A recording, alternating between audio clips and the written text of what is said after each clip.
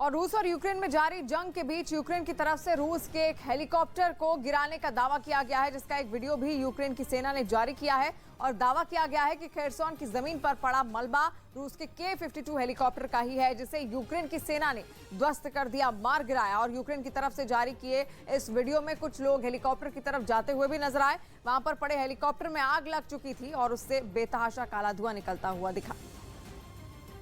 और दावा किया कि खेरसोन की जमीन पर पड़ा मलबा रूस के K-52 हेलीकॉप्टर का है, जिसे यूक्रेन की सेना ने मार गिराया। यूक्रेन की तरफ से जारी किए गए इस वीडियो में कुछ लोग हेलीकॉप्टर की तरफ जाते हुए नजर आए। वहां पड़े हेलीकॉप्टर में आग लग चुकी थी और उससे बेतहाशा काला धुआं उठता नजर आया।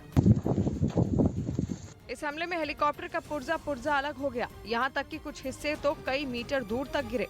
रूस के इस एलिगेटर नाम से मशहूर हेलीकॉप्टर को गिराने के बाद यूक्रेन की सेना ने इसकी जानकारी ट्वीट कर दी। और अभी यूक्रेन के मारिउपोल शहर से बेहद डराने वाली तस्वीर सामने आई है, जहां पर रूसी टैंक शहरी इलाके में बमबारी कर रहे हैं और टैंक के गोले डायरेक्ट रिहायशी इलाके में गिर रहे हैं और जिससे वहां तबाही मची हुई है, बिल्डिंग में आग लगी हुई है। रूस की ये टैंक दुकानों की तरफ निशाना साधकर गोले बरसा रही है। यूक्रेन की सेना का कहना है कि रूसी सेना के बाद खाना खत्म हो गया है और इसलिए वो दुकानों को अब निशाना बनाकर लूटपाट मचा रहे हैं।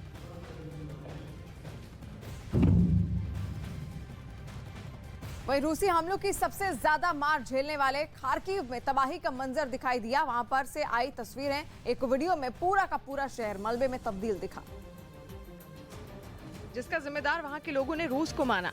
रूस के मिसाइल हमलों की वजह से पूरा शहर ही तबाह हो गया। हर जगह बिल्डिंग का मलबा और टूटी इमारतें नजर आई। इन हमलों का सबसे ज्यादा नुकसान सड़क पर खड़ी गाड़ियों को उठाना पड़ा। बमबारी की वजह से उनके परखच्चे उड़ गए। कतार में खड़ी कई कारों को देखकर ऐसा लगा मानो वहां से कोई ताकतवर बवंडर होकर गुजरा हो, जिसने अपने पीछे सब कुछ बर्बाद कर दिया। शहर में चारों तरफ सन्नाटा पसरा दिखाई दिया और यहाँ तक की रिहायशी बिल्डिंगें भी रूसी हमले के खौफ की वजह से वीरान हो गयी।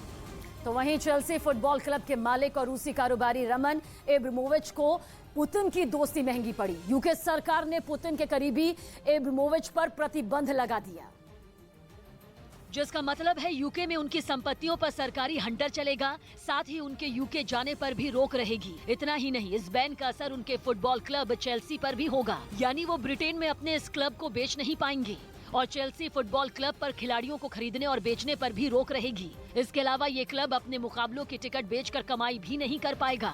हालांकि चेल्सी फुटबॉल टीम के मैच जारी रहेंगे और पहले से टिकट ले चुके दर्शक मैच देखने स्टेडियम भी जा सकेंगे। बताया गया कि यूक्रेन पर हमले के बाद से इस रूसी कारोबारी रोमन एब्रामोविच पर रोक लगाने की तैयारी चल रही थी। इसी वजह से उन्होंने कुछ दिन पहले अपने इसी क्लब को बेचने का ऐलान भी किया था।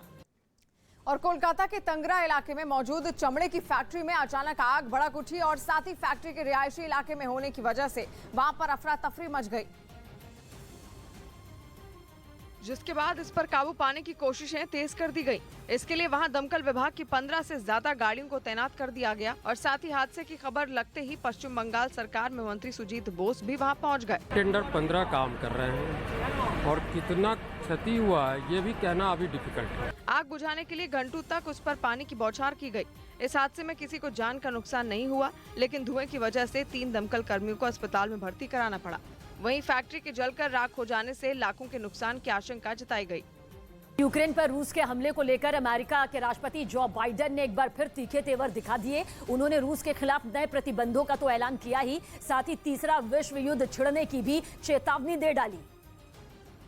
इसके साथ ही उन्होंने साफ कर दिया कि अगर रूस ने अमेरिका और नेटो देशों को इस युद्ध में कूदने के लिए मजबूर किया तो अंजाम बेहद खतरनाक होंगे और दुनिया में तीसरा विश्व युद्ध छिड़ जाएगा।